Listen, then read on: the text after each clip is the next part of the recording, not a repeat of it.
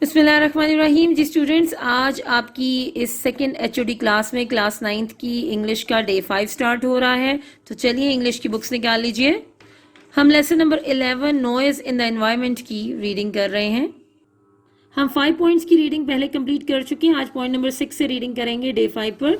Noise pollution causes not only environmental damage but it also has a negative impact on human health. It can cause hypertension, high stress levels, hearing loss, restlessness, depression, and insomnia. Insomnia can further lead to anxiety, bad temper, and emotional stress. In addition, noise pollution can seriously affect the learners. It gives them unnecessary mental and physical tension. Noise pollution causes not only environmental damage but it also has a negative impact on human health. शोर की आलूदगी न सिर्फ माहौलियाती नुकसान का सबब बनती है बल्कि ये इंसानी सेहत पर भी नेगेटिव इम्पैक्ट मनफी असर डालती है.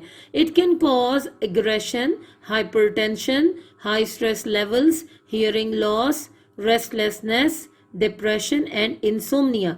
ये क्या क्या चीज़ें पैदा कर सकती है या इंसान के अंदर इसका ये किन चीज़ों का मतलब सबब बन सकती है. इट कैन कॉज, ये सबब बन सकती है एग्रेशन का यानी बहुत शदीद गुस्से का. हाइपरटेंशन, ये भी एक ऐसी ही बीमारी है जिसमें इंसान को बहुत जल्दी बहुत ज़्यादा गुस्सा आ जाता है. हाई स्ट्रेस लेवल्स, ये तकलीफ़ में इजाफे का सबब बनती है. हियरिंग लॉस, समात का नुकसान होता है यानी आप सुनने की जो आपकी एक क्वालिटी है वो मुतासर होती है.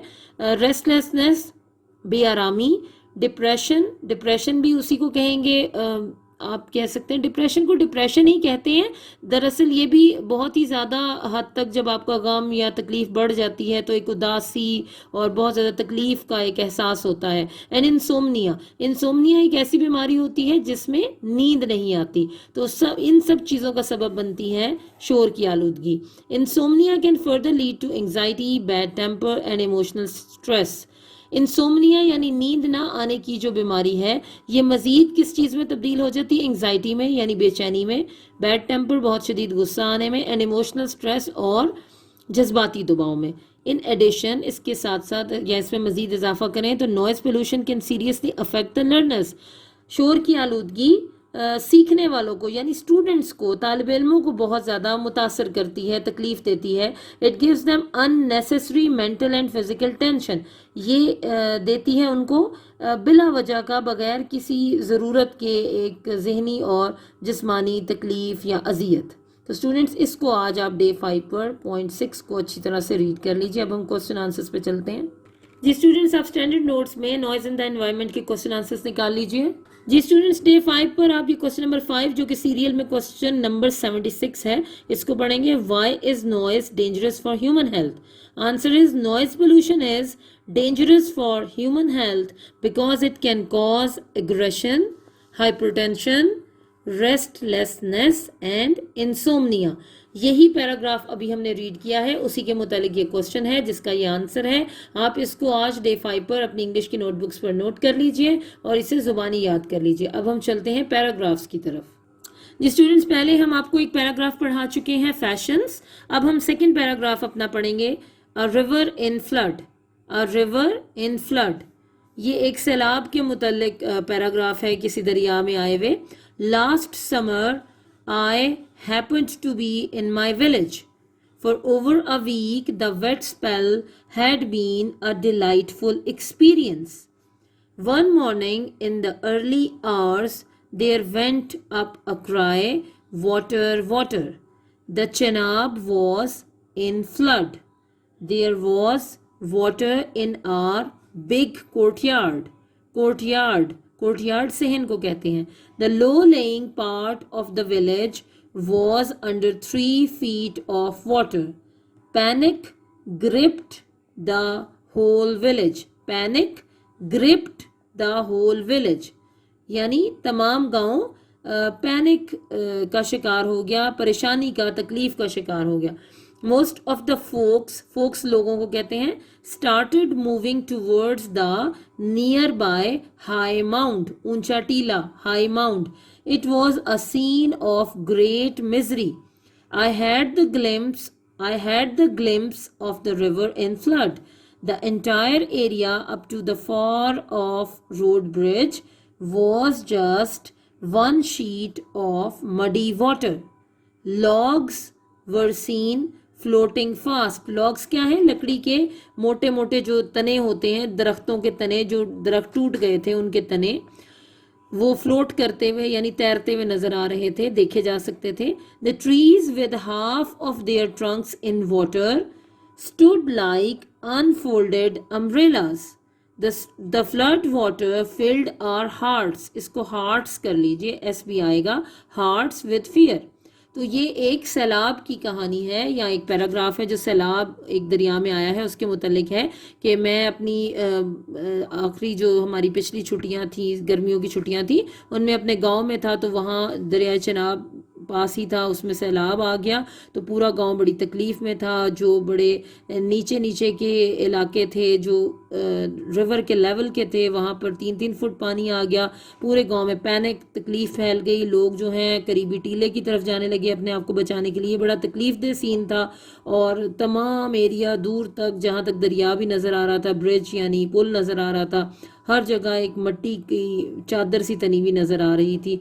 दरख्त टूट गए थे और दरख्तों जो खड़े थे दरख्त वो आधे आधे पानी में धंसे हुए थे और ऐसे लग रहा था वो एक छतरियों की तरह खड़े हुए हैं खाली खाली. तो इस सारे सीन ने हमारे दिलों को खौफ से भर दिया. ये paragraph a river and flood आज आपने डे 5 पर अपनी इंग्लिश की नोटबुक्स पर नोट करना है और इसको जुबानी याद करना है. आज डे 5 के लिए आपका यही काम है.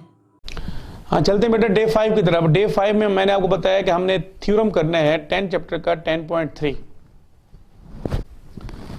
अच्छा बेटा डे 5 में हमारे पास थ्योरम है 10.3, यानी कि वो कहते हैं if in a given correspondence of two triangles.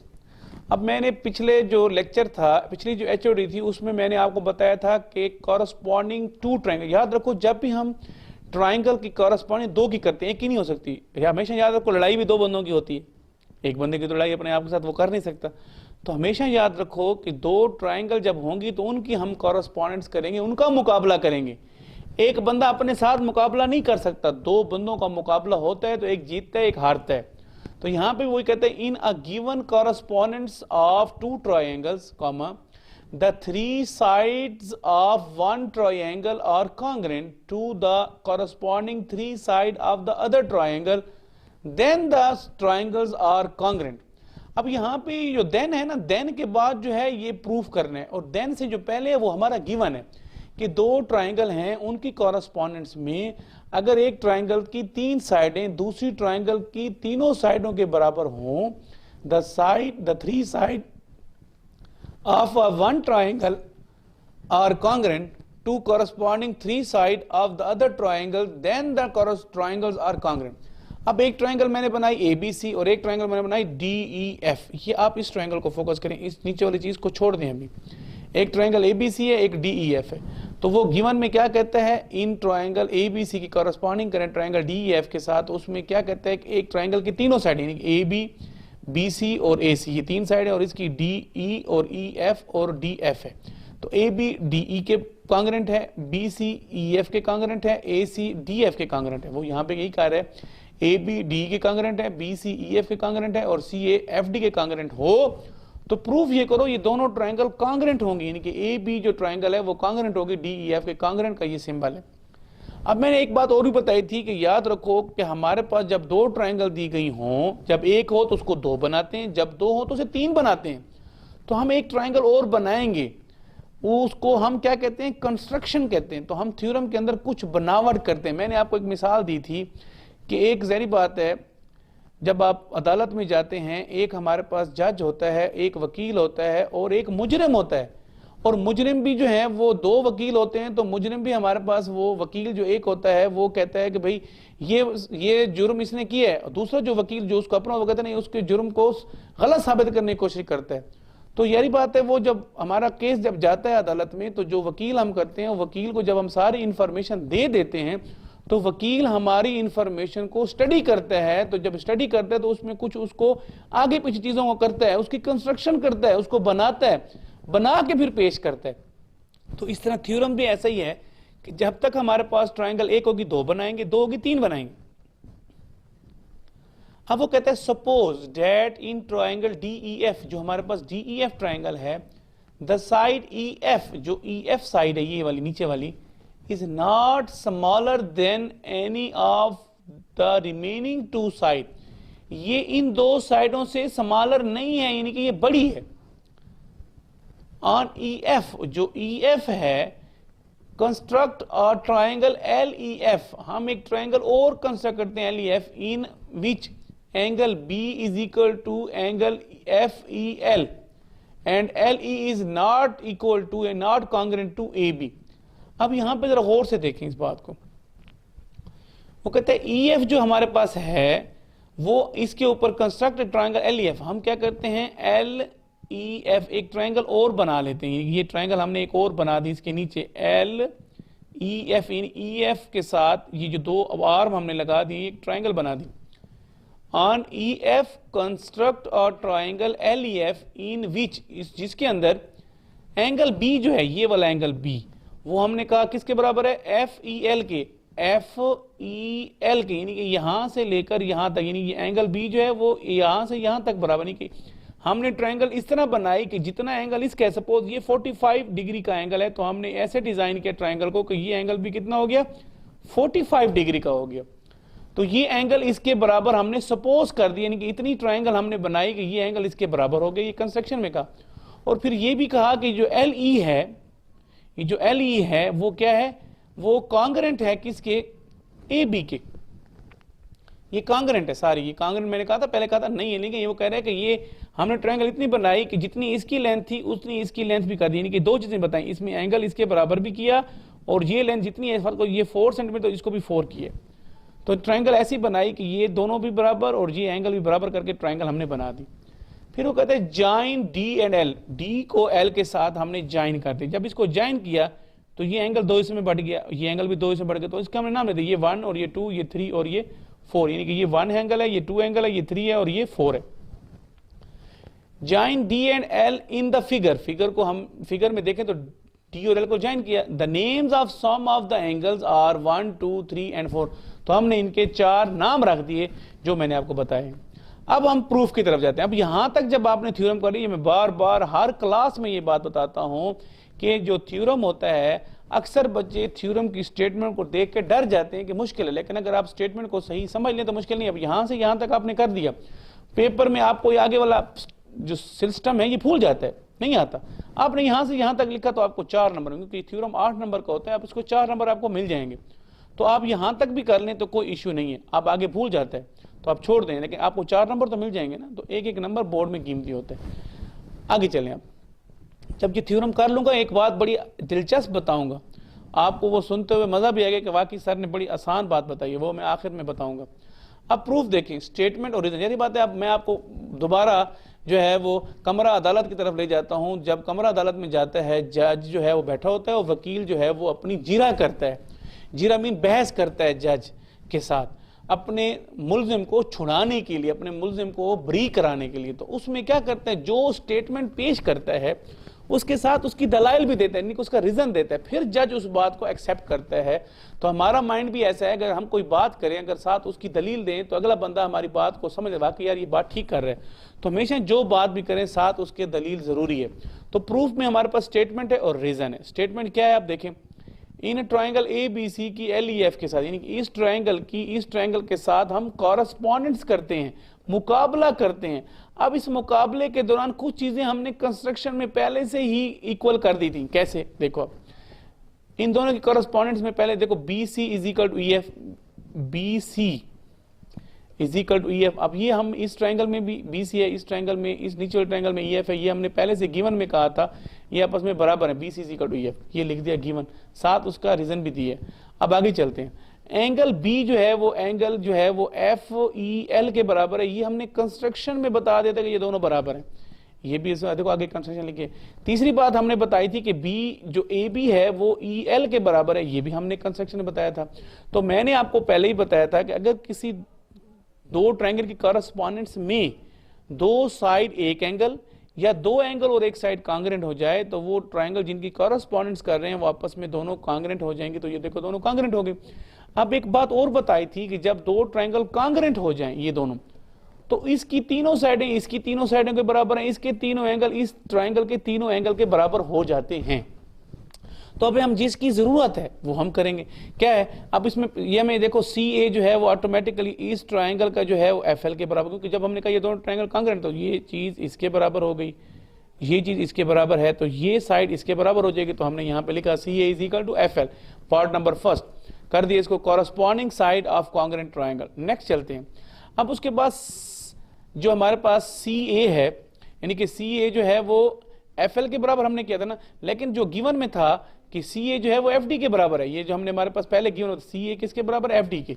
जब हमने कहा सी ए एफ एल के बराबर है और सी ए एफ डी के बराबर हमें गिवन में था, तो इसका मतलब ये दोनों जब बराबर हो जाएंगी, 1 और 2 की लेफ्ट हैंड साइड जब बराबर है तो राइट भी बराबर हो जाएंगे। तो एफ एल जो है ऑटोमेटिकली एफ डी के बराबर हो जाएगा, यानी कि ये फ्रॉम 1 और 2 की वजह से ये प्रूव भी हो गया कि ये दोनों साइडें भी आपस में बराबर हो जाएंगी। देखो खुद ब खुद थ्योरम हल होता जा रहा है, एक चीज करेंगे दूसरी खुद ब खुद आती जाती है। अब आगे की तरफ चलते हैं।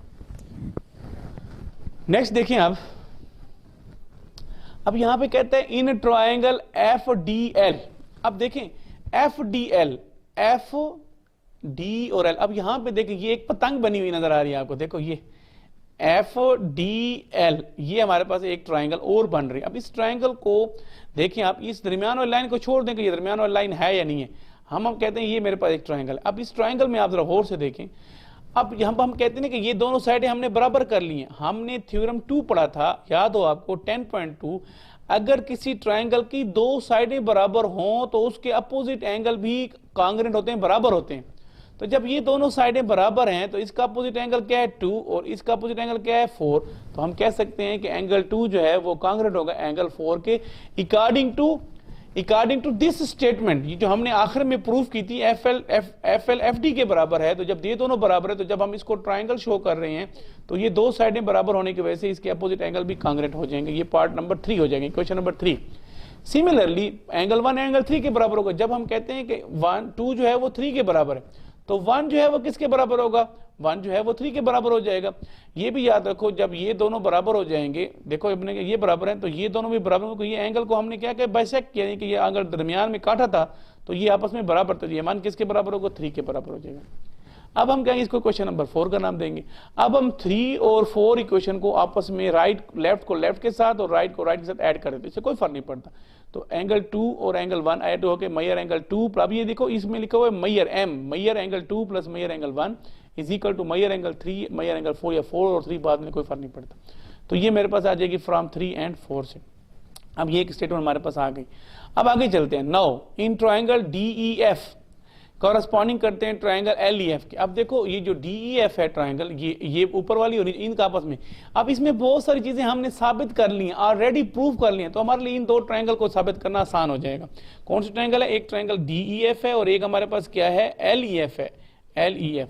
अब इसमें पहली बात देखो FD FL के बराबर है। अब इस ट्रायंगल और इस ट्रायंगल में ये दोनों साइड आपस में बराबर हमने पहले से की है, इसमें प्रूफ लिख दिया है।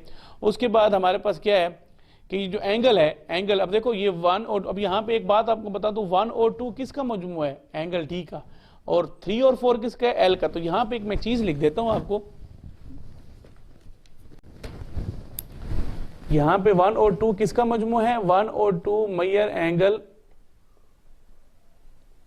D का है, और 3 और 4 किसका मजमू है, मैयर एंगल L का। तो ये हम लिख सकते हैं कि D किसके बराबर हो जाएगा, D और L आपस में बराबर हो जाएंगे। तो यहां पे हम जब कह रहे हैं कि एंगल EDF, देखो अब जरा EDF, तो मतलब क्या है, इस D की बात कर रहे हैं, और जब ये कहेंगे ELF तो ये 3 और 4 की बात कर रहे हैं। तो हम इसको जो है यहां पे लिख देंगे कि एंगल EDF और ELF, यानी कि इन दोनों ट्रायंगल में ये एंगल इस एंगल के बराबर होगी। ये प्रूफ हमने कर दिया। उसके बाद जो हमारे पास DE है, DE जो है वो किसके बराबर है, LE के बराबर है। ये दोनों भी आपस में क्या हो जाएंगे, बराबर हो जाएंगे, क्योंकि हमारे पास याद रखो जब AB किसके बराबर है, AB जो है वो हमने बताया EL के बराबर है, AB किसके बराबर है, EL के बराबर है, और AB हमने गिवन में कहा था कि DE के बराबर है। जब ये चीज इन दोनों के बराबर है तो ये दोनों भी आपस में क्या होंगे, बराबर होंगे, तो इसमें लिखा है each one is congruent to AB। तो अब देखो ये साइड, ये एंगल और ये साइड, दो साइड और एक एंगल जब कांग्रेंट हो जाए तो ये जो ट्रायंगल की कॉरेस्पॉन्डिंग कर रहे हैं वो आपस में कांग्रेंट हो जाएंगी। तो इसका मतलब ये हुआ ये दोनों बराबर हो गए। अब हमें पहले से पता है ABC जो है, जो हमने पीछे कहा था, ABC जो है वो किसके बराबर है, ABC जो है वो LEF के बराबर है। ये हमने पहले कहा, देखो यहाँ पे लिखा हुआ है एंगल ABC LEF के बराबर है। और दूसरी बात जो DEF है वो LEF के बराबर है। जब ABC भी LEF के है और DEF भी LEF के, जब ये दोनों बराबर हैं तो ये दोनों भी बराबर हो जाएंगे, तो ABC ट्रायंगल जो है वो DEF के बराबर हो जाएगी। तो ये हमारे पास क्या हो जाएगा, कांग्रेंट हो जाएगा। यहाँ पे एक गलती है वो मैं आपको ठीक कर देता हूँ। जब हमने कहा ना कि ये DEF LEF के बराबर है और ABC LEF के, ये दोनों बराबर हैं, तो ABC DEF के बराबर, यहाँ DEF की जगह LEF लिखे, इसको मैं ठीक कर देता हूँ। बोलो। अच्छा बेटा देखें, ये बात दोबारा मैं बता देता हूँ कि ये देखो DEF जो है वो ट्रायंगल LEF के बराबर है और ABC जो है वो किसके बराबर है, LEF के। ये दोनों जब बराबर हो जाएंगे तो ये लेफ्ट दोनों के आपस में बराबर हो जाएंगे, ट्रायंगल ABC जो है वो DEF के क्या हो जाएगा, बराबर। ये हमारा प्रूफ है। अब देखो इस पूरे प्रोसीजर को बताने का, देखो चीज थोड़ी सी थी, लेकिन जब तक ये ट्रायंगल ना बनाता, इन दोनों की करस्पॉन्डिंग ना करता, फिर उसके बाद इन दोनों की ना करता, तो फिर ये चीज इससे बराबर नहीं आ सकती थी।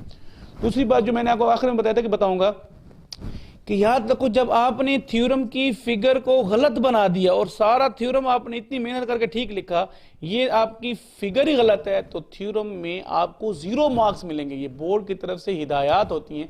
जब आपका नक्शा ही गलत है तो बिल्डिंग किस काम की।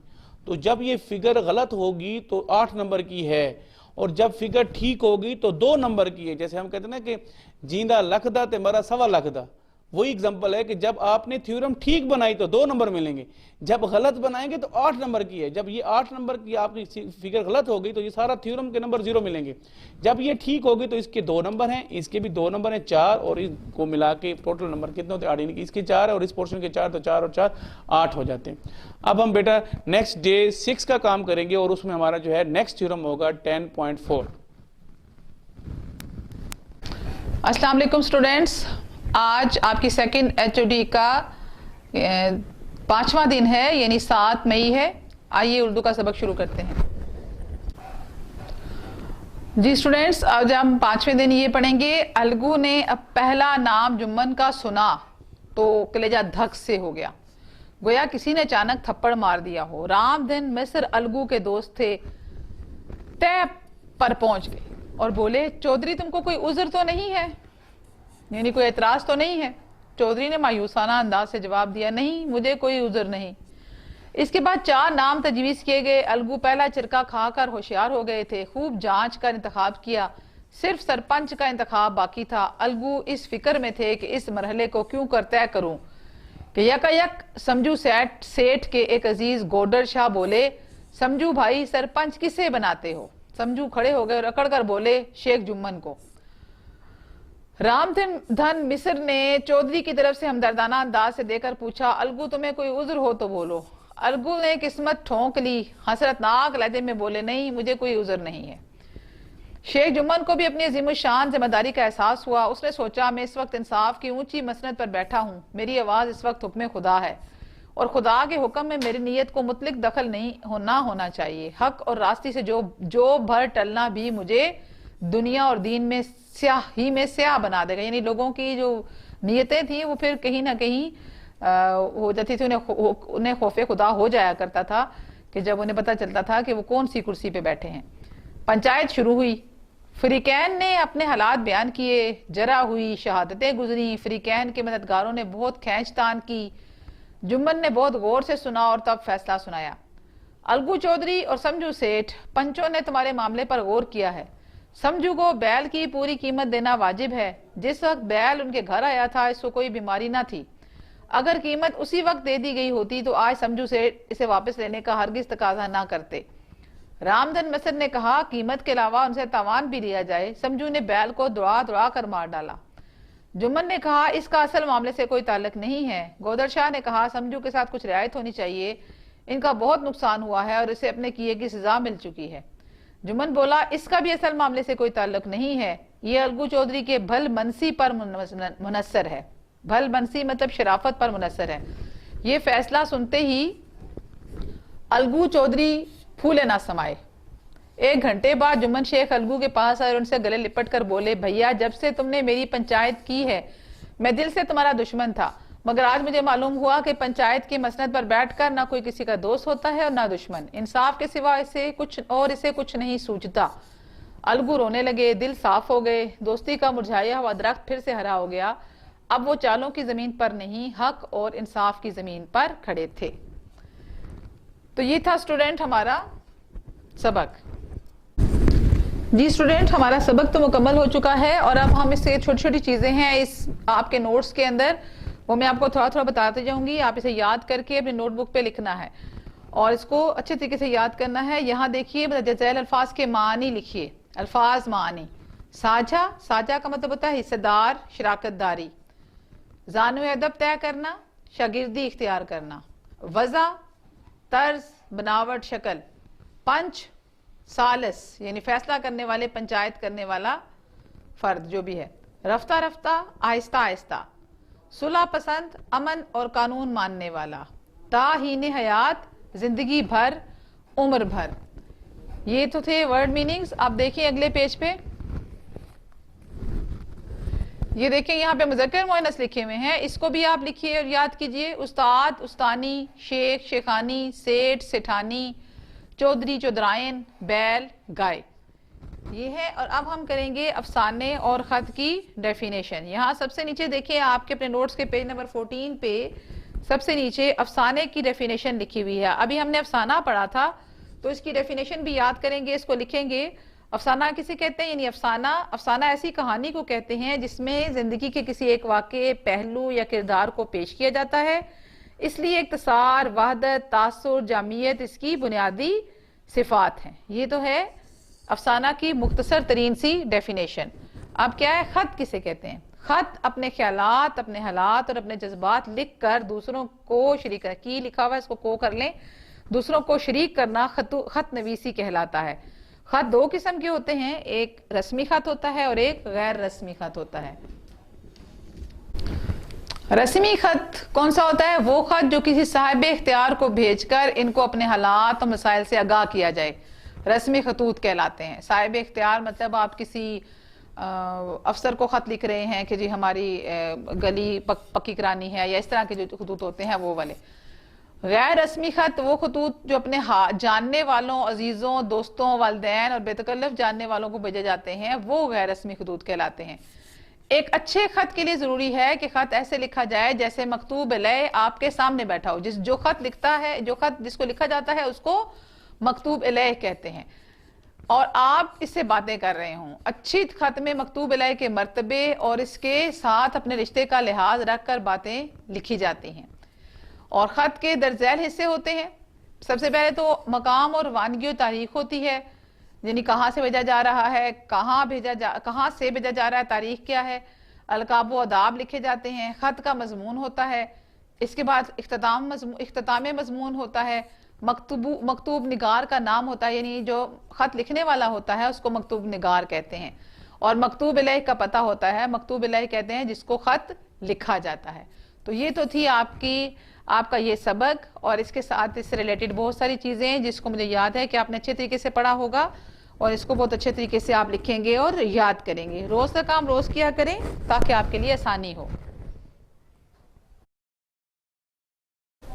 जी स्टूडेंट्स, क्वेश्चन नंबर 20 है यहाँ पर state and explain Archimedes principal. इसको इंग्लिश में आर्किमिडीज भी बोला जाता है, आर्चिमिडीज भी बोलते हैं मुख्तलिफ, लेकिन आर्किमिडीज इसका प्रोनाउंसिएशन सही है और उर्दू में इसको बोला जाता है आर्शिमीडस का असूल। ये आर्किमिडीज प्रिंसिपल इसको बोला जाता है इंग्लिश में।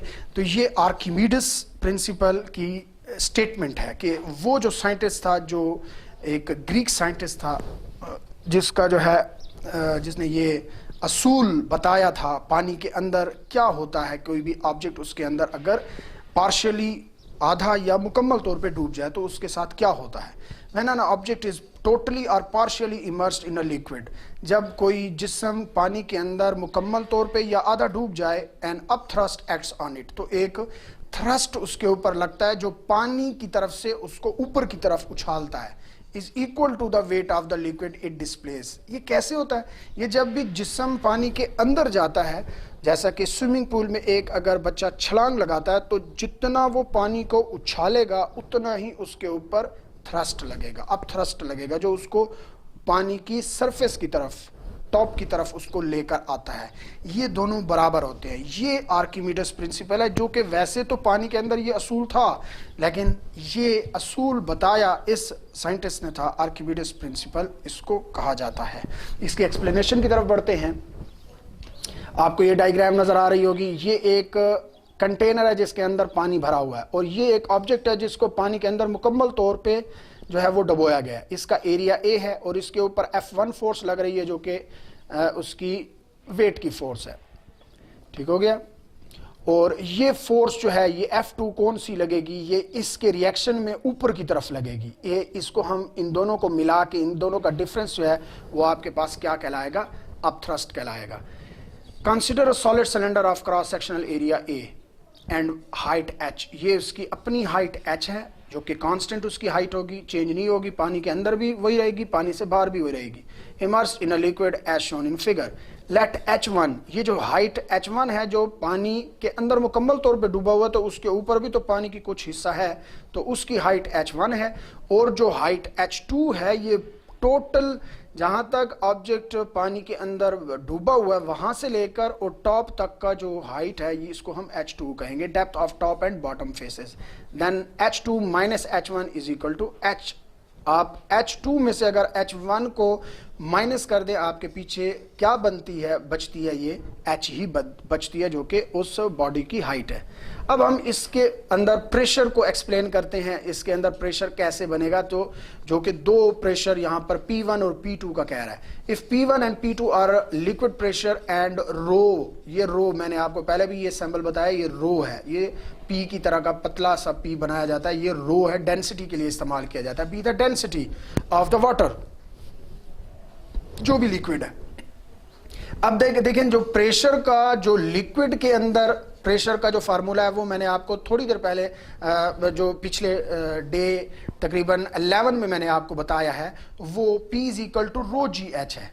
ठीक है, तो लिक्विड प्रेशर है, तो P1 इस हिसाब से जो बनेगा वो रो जी H1 बनेगा, क्योंकि हाइट ऊपर की जो हाइट है वो H1 है, तो इसके ऊपर ही ये प्रेशर पड़ रहा है, ऊपर की तरफ से पड़ रहा है, तो ये आपके पास P1 is equal to rho g H1 बनेगी। और P2 जो है वो प्रेशर यहाँ पर बॉटम फेस की तरफ से आएगा, तो ये P रो जी H2 बनेगा। अब जो फोर्सेस लग रही हैं, एक तो वेट की फोर्स लग रही है और दूसरा थ्रस्ट की जो फोर्स, उसकी रिएक्शन की फोर्स ऊपर की तरफ लगेगी। आपको पता है कि न्यूटन का थर्ड लॉ जो है वो एक्शन एंड रिएक्शन का होता है, तो उस हिसाब से ये फोर्स F1 जो है वो वेट की लगेगी और F2 जो है वो उसकी रिएक्शन की फोर्स होगी। Let forces F1 is exerted on top face of cylinder of pressure P1 and F2 is exerted at the bottom of pressure P2। तो F1 कैसे लिया गया? ये प्रेशर का जो जनरल फार्मूला है P is equal to F divided by A, तो वहां से फोर्स की वैल्यू को लिया गया है F1 is equal to P1 multiply by A। जो A इसके साथ डिवाइड में था वो इधर इसके साथ आके प्रेशर P1 के साथ मल्टीप्लाई हो गया। P1 की वैल्यू उठा के यहां से इधर पुट कर दी, रो जी H1A, और F2 की वैल्यू जो है P2A है, तो P2 की यहां से वैल्यू उठा के इधर पुट कर दी, तो रो जी H2A बन जाएगा। अब आप थ्रस्ट की तरफ आएंगे, तो देयरफॉर नेट फोर्स जो आप टोटल जो फोर्स उसके ऊपर लगेगी वो F2 minus F1 in the direction of F2 जो है वो लगेगी, F2 की डायरेक्शन में वो F2 minus F1 is equal to rho g H2A। F2 की वैल्यू क्या है? Rho g H2A minus rho g H1A। तो इसमें रो जी ए दोनों में कॉमन है, आप देख सकते हैं, उनको बाहर ले लिया, H2 माइनस H1 है। और वो आप टॉप पे देखें, ये देखें टॉप पे H2 minus H1 is equal to H है, तो आपने इसको हटा के इसकी जगह पे H को पुट कर दिया, ये रो जी ए H बन जाएगा। अब आपको पता है कि एरिया और मल्टीप्लाई बाय हाइट क्या बनती है? ये बनती है आपके पास वॉल्यूम। तो एरिया मल्टीप्लाई बाय हाइट जो है वो equal to volume of the cylinder बन जाएगा। तो आप रो जी ए एच जो आपने लिखा था, ए एच को हटा के उसकी जगह पे वी लगा दें तो रो जी वी बन जाएगा। ये है आपके पास आर्किमिडीज प्रिंसिपल का फार्मूला, रो जी वी। मतलब जो ऑब्जेक्ट जब पानी के अंदर जाता है तो उसके अंदर उस पानी की जो डेंसिटी है वो रो से डिनोट की जाएगी। ग्रेविटी उसके ऊपर एक तो इफेक्ट करती है, ठीक है, वो उसको वेट की वजह, उसका वेट बनता है तो वो नीचे की तरफ जाता है पानी के अंदर, और जो वो जगह घेरता है उस हिसाब से पानी डिस्प्लेस होता है तो उसके ऊपर अपथ्रस्ट लगती है, जो कि लेफ्ट साइड पे ये दी गई है F2 minus F1। Rho g V is the weight of the liquid displace that is equal to an upthrust. Next question है, how can we determine the density of the object. Density of object हम किस तरह find out करते हैं? Archimedes principle. यही Archimedes principle किसी भी object की डेंसिटी को फाइंड आउट करने के लिए इस्तेमाल किया जाता है। Is also helpful to determine the density of an object. The ratio in the weight of the body, एक रेशो निकाली जाती है, एक डिवाइड किया जाता है वेट ऑफ द बॉडी के को किसके साथ? With an equal volume of liquid is the same as in their density. ये नेक्स्ट में पेज के ऊपर मैं आपको एक्सप्लेन करता हूं। ये देखें, let density of the object is D, इसको डी से डिनोट किया गया है, और डेंसिटी ऑफ लिक्विड को रो से डिनोट किया गया। वेट ऑफ द ऑब्जेक्ट जो W1 है वो कौन सा वेट है? ये जब उसको पानी से ऊपर रखा गया, पानी के अंदर नहीं डुबोया गया। ये देखिए पानी से ऊपर रखा गया है। इस डायग्राम को देखें, फोकस करें इसको, देखें ये ऑब्जेक्ट को पानी से ऊपर रखा गया है, उस वक्त उसका वेट क्या था? W1 था। Weight of equal volume of the liquid जो W से डिनोट किया गया है वो W1 माइनस W2 होगा। जब W1 पानी से बाहर था ऑब्जेक्ट, और W2 क्या जब वो पानी के अंदर होगा। तो इन दोनों के डिफरेंस को आप क्या कहेंगे? Wait of the volume of liquid कहेंगे। Here W2 is the weight of the solid in a liquid, उस solid body का liquid के अंदर जो weight होगा उसको। According to the Archimedes principle, W2 is less than its actual weight W1। According to the Archimedes principle, जब वो body पानी के अंदर जाएगी तो उसका weight हवा के अंदर जो उस बॉडी का वेट होगा उसके मुकाबले में कम होगा। ये कम हो जाता है क्योंकि जब वो उसके ऊपर अंदर जाती है तो उसके ऊपर अपथ्रस्ट लगता है जो उसको ऊपर की तरफ उछालता है, उसकी वजह से उसका वेट कम हो जाता है। मैथमेटिकली आप इसको लिखेंगे डेंसिटी रेशो जो आप बता रहे थे पीछे डेफिनेशन में, ratio to the density of object to the density of liquid is equal to weight of the object outside the liquid divided by weight of the volume of liquid, जो कि आप आगे मजीद इसको एक्सप्लेन करेंगे। तो W1 divided bye W की जगह पे आप यहाँ से W1 माइनस W2 इधर पुट कर देंगे। तो W1 divided by W1 minus W2 आप इधर पुट करेंगे तो ये जो रो होगी ये इधर आके मल्टीप्लाई हो जाएगी। D is equal to W1 divided by W1 minus W2 multiply by rho. तो ये आपके पास डेंसिटी ऑफ ऑब्जेक्ट का फार्मूला होगा।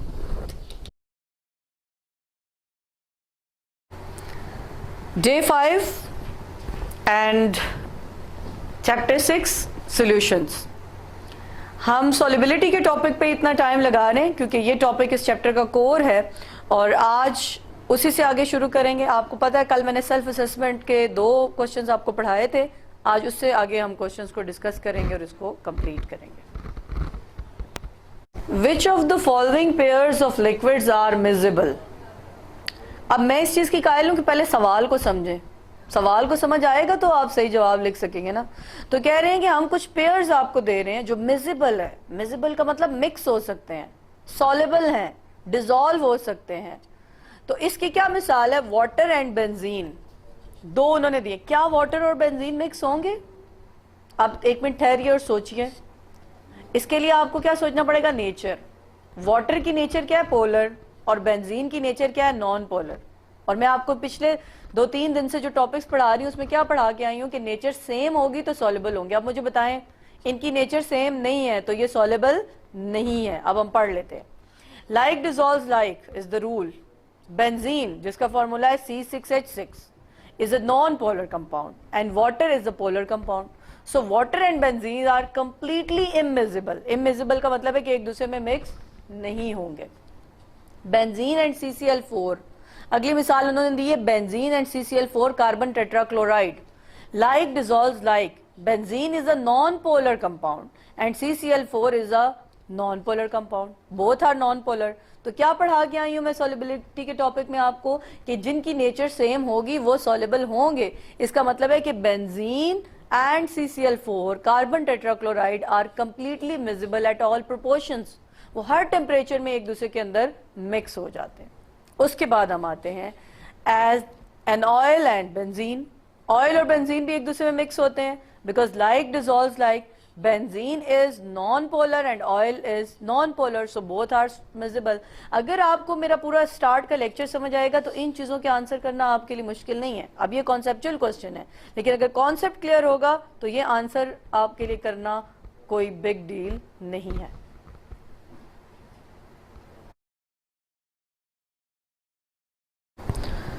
माय डियर स्टूडेंट्स, अब तक हम सॉल्युबिलिटी के 2 फैक्टर्स को डिस्कस कर चुके हैं और उसके साथ हमने उनके कॉन्सेप्ट बेस्ड क्वेश्चंस और सेल्फ असेसमेंट और वो तमाम चीज़ें की हैं. आगे बढ़ने से पहले उन 2 फैक्टर्स के नाम लेना ज़रूर चाहूँगी. एक क्या आपने पढ़ा था, नेचर, और एक क्या पढ़ा था, इंटरमॉलिक्यूलर फोर्सेस. नेचर सेम होगी तो सॉल्युबल होंगे, डिफरेंट होगी तो इनसॉल्युबल होंगे. इंटरमॉलिक्यूलर फोर्सेस सेम होंगी तो सॉल्युबल होंगे और नहीं होगी तो इनसॉल्युबल होंगे. अब तीसरे फैक्टर की तरफ आते हैं और वो क्या है, टेम्परेचर. तो आज हम जो पढ़ेंगे वो क्या पढ़ेंगे, effect of temperature on solubility. अब इसको एक्सप्लेन करने के लिए एक ग्राफ भी आपके सामने मौजूद है. ग्राफ भी आपको एक्सप्लेन करूंगी डिफरेंट कंपाउंड से, लेकिन ग्राफ की तरफ आने से पहले कुछ बातें मेरी गौर से सुन लें. टेम्परेचर का डायरेक्ट इफेक्ट है सॉल्युबिलिटी पे. टेम्परेचर इंक्रीज करेंगे तो सॉल्युबिलिटी इंक्रीज होगी. अब ये कोई इतनी मुश्किल सी बात तो है नहीं, आप ये कर भी सकते हैं चीज़. और मैं टेम्परेचर के इफेक्ट की एक एनिमेशन भी डालूंगी आपके लेक्चर में, तो वो भी आपको क्लियरली बताएगी कि कैसे टेम्परेचर सॉल्युबिलिटी को इंक्रीज करता है. जब हम एक रूम टेम्परेचर पे थोड़ी सी अमाउंट सॉल्यूट की ऐड करें और मिक्स करते जाएं, फिर और ऐड करें और मिक्स करते जाएं और ऐड, तो एक पॉइंट आएगा कि थोड़ा इनसॉल्युबल सॉल्यूट जो है ना वो बीकर में नीचे हमें नजर आएगा. अगर उसी को उठा के हम बर्नर पे रख दें, हीट करना शुरू कर दें, तो थोड़ी देर के बाद वो अमाउंट भी डिसॉल्व हो जाएगी. तो यहाँ से हमें क्या पता चलता है कि टेम्परेचर इंक्रीज करने पे सॉल्युबिलिटी इंक्रीज होती है. टेम्परेचर का सॉल्युबिलिटी पे डायरेक्ट इम्पैक्ट है. क्यों? क्योंकि टेम्परेचर इंक्रीज करने पे काइनेटिक एनर्जी इंक्रीज होती है, because kinetic energy is directly proportional to temperature. You have studied in chapter 5. Kinetic energy is directly proportional to temperature and kinetic energy is the energy due to motion. अब होगा क्या, जब आप temperature increase करोगे तो kinetic energy increase होगी, तो solute के मॉलिक्यूल्स की मूवमेंट भी ज्यादा होगी और सॉल्वेंट के मॉलिक्यूल्स की मूवमेंट भी ज्यादा होगी, तो सॉल्यूट सॉल्वेंट इंटरेक्शन बढ़ जाएगा जो कि सॉल्युबिलिटी को इंक्रीज करेगा. लेकिन एक बात मेरी याद रखें, यहाँ पे ये सॉल्युबिलिटी का टेम्परेचर पे इफेक्ट सिर्फ उन सोल्यूशन के लिए होगा जो कि सेम नेचर रखते हैं. आप कहें कि मैं ऑयल को पानी में मिक्स करूं और हीट करूं तो वो मिक्स हो जाएगा, नहीं, ऐसा नहीं है. जिनकी नेचर सेम है, जिनकी इंटरमॉलिक्यूलर फोर्सेस सेम है, उन पे टेम्परेचर का इफेक्ट होगा. इसका मतलब है नेचर और इंटरमॉलिक्यूलर फोर्सेस प्राइमरी फैक्टर है और टेम्परेचर सेकेंडरी फैक्टर है. टेम्परेचर का ग्राफ ये मैं कल आपको समझाऊंगी, लेकिन आज जो मैंने बातें बोली हैं इसको गौर से सुनिएगा और माइंड में रखिएगा. और आज सिर्फ एक मैसेज पे ये बात याद रखिए कि टेम्परेचर इंक्रीज करने पे बहुत सारे वेरियस सब्सटेंसेस की सॉल्युबिलिटी इंक्रीज होती है. अब इसको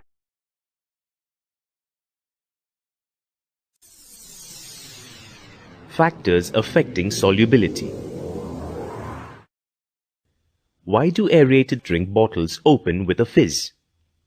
Well, in these drinks, carbon dioxide gas is dissolved in water under high pressure.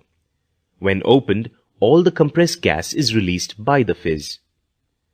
Let us learn more on the dissolution or solubility of substances in water.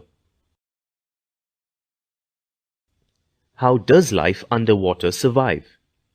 Water is a liquid and living organisms require oxygen, which is a gas, for breathing. Then how do they sustain themselves? Oxygen from air gets dissolved in water, and some of it comes from the photosynthesis of the water plants. So, the extension of dissolution or solubility is an important factor for life. Solubility is the measure of the maximum amount of solute that can dissolve in a given amount of solvent at a given temperature or pressure. Factors that have an effect on solubility are the nature of the solute and solvent, temperature, and pressure.